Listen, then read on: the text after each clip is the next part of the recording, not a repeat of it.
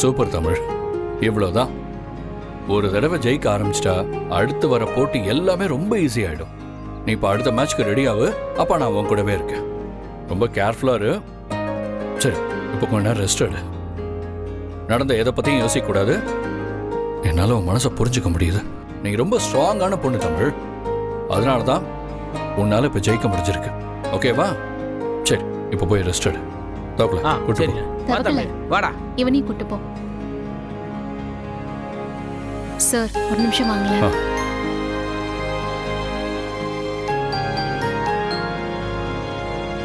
Sir, தமிழை யார் இப்படி பண்ணாங்கன்னு கண்டுபிடிக்கணும் சார். அதுக்கு அவசியமே இல்லை பாரதி. அந்த கல்பரேட் யாருன்னு நான் கண்டுபிடிச்சிட்டேன். என்ன சார் சொல்றீங்க?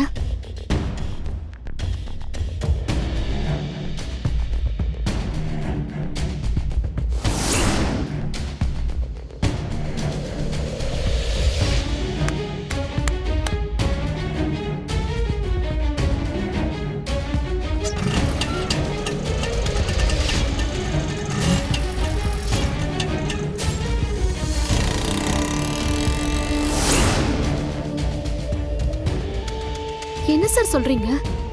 ஸ்கூல்லயே இப்படி இருக்காங்களா? ஆமாம் பாரதி, எனக்கே இந்த விஷயம் தெரிஞ்சதும் ரொம்ப ஷாக் ஆயிட்டேன். அந்த ஆளை கையும் களவுமா பிடிக்க நினைச்சேன். ஆனா அந்த ராஸ்கல் எப்படியோ கையில மாட்டாம தப்பிச்சிட்டான். அவனை விடக்கூடாது.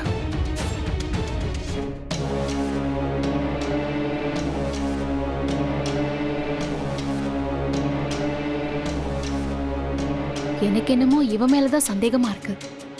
இவ எதுக்காக வாலண்டியரா இங்க வரணும்?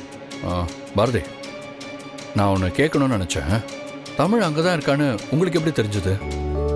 சார், ஒரு தாய்க்கு குழந்தைக்கு ஒரு ஆபத்து வருதுன்னா அதை உணர்ற சக்தி இருக்கு சார்.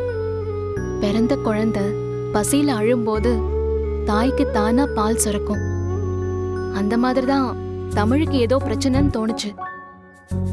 அந்த இடத்துக்கு போனதும் தமிழ் அங்கதான் இருக்கான்னு என் மனசுக்கு தோணிட்டே இருந்துச்சு சார்.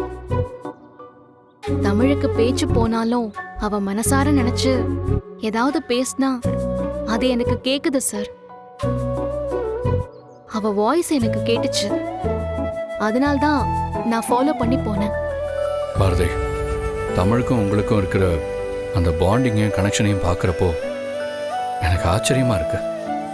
ஒரு அம்மாவா தமிழுக்கான உங்களுடைய போராட்டம் எனக்கு பிரமிப்பாகவும் இருக்கு. என்ன ஆனாலும் சரி, தமிழுக்கு துணையா இனிமேல் நானும் நீங்களும் இருப்போம். அவள் லைஃப்ல பெரிய உயரத்துக்கு போறதுக்கு நாம தான் அவளுக்கு சப்போர்ட்டா இருக்கணும். அடுத்த மேட்ச்லயும் தமிழ் கண்டிப்பா வின் பண்ணுவாங்கிற நம்பிக்கை எனக்கு இருக்கு பாரதி. ரொம்ப தேங்க்ஸ் சார். தமிழுக்காக நீங்க இவ்ளோ தூரம் யோசிக்கிறது எனக்கு ரொம்ப சந்தோஷமா இருக்கு. என்ன பாரதி பேசுறீங்க? தேங்க்ஸ் அது இதெல்லாம் சொல்லிட்டு இருக்கீங்க. தமிழ் எப்படி உங்களுக்கு பொண்ணோ அதே மாதிரி எனக்கும் அவ பொண்ணு தான். அதை மறந்துடாதீங்க.